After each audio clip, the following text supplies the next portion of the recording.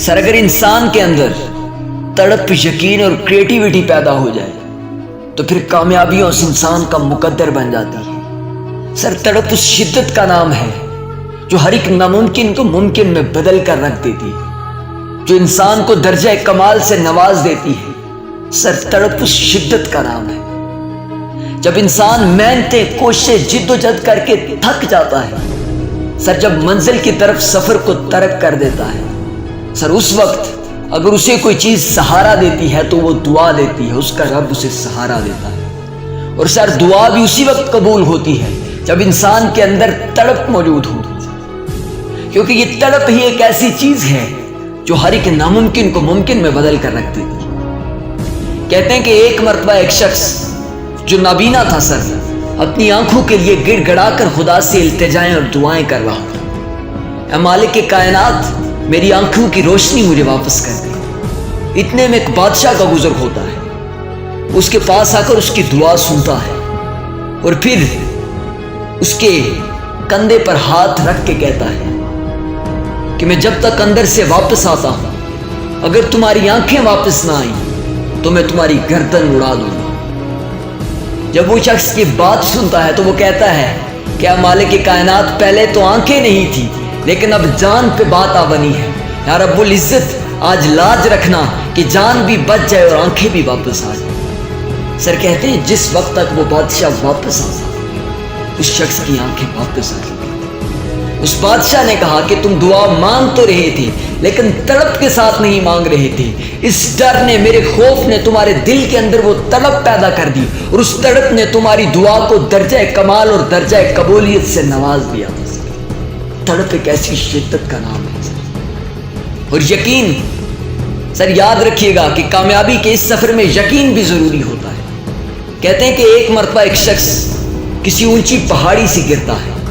اور درمیان میں آ کر کسی درخت کے ساتھ اٹک جاتا ہے، اور رات ساری اپنے رب سے دعائیں اور التجائیں کر رہا تھا کہ اے مالک کائنات، مجھے بچا لے۔ اس کی دعا میں وہ شدت تھی، وہ تڑپ تھی، تو خدا نے اس کی دعا سن لی اور غیب سے آواز دیا، میرے بندے اس درخت کو چھوڑ دو۔ لیکن شاید وہ وسوسات کا شکار ہو چکا تھا، اس بندے کے اندر یقین نہیں تھا،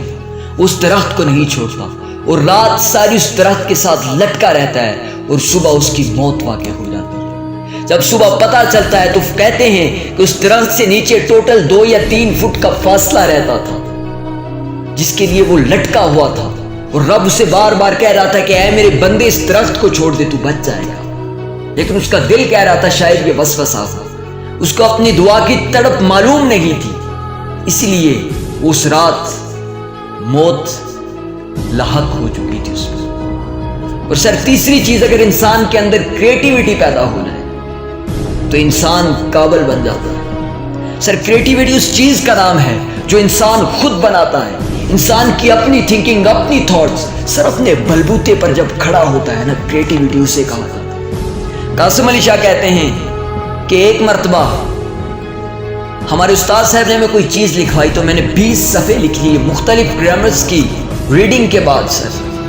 ایک مطالعے کا ذخیرہ کرنے کے بعد سر میں نے 20 صفحے لکھ لیے۔ تو جب میں نے چیک کروایا تو استاد صاحب کہتے ہیں کہ بیٹا،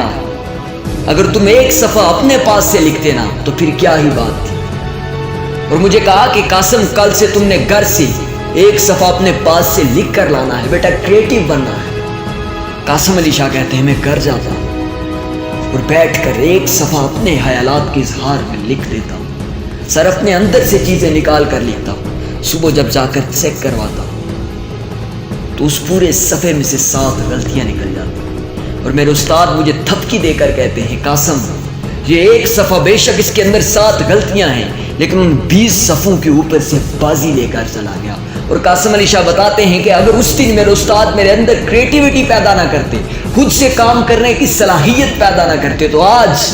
میں 13 کتابیں نہ لکھ پاتا سر۔ بس استاد کی اس کریٹیوٹی کو جگانے کا ہنر تھا، بس قاسم علی شاہ کے اندر وہ کریٹیوٹی پیدا ہوگی، اور سر قاسم علی شاہ آج ایک نامور مصنف ہیں سر، جن کی کتابوں کی کاپیز 1 لاکھ سے اوپر ہو چکی ہیں۔ سر بندے کے اندر یقین،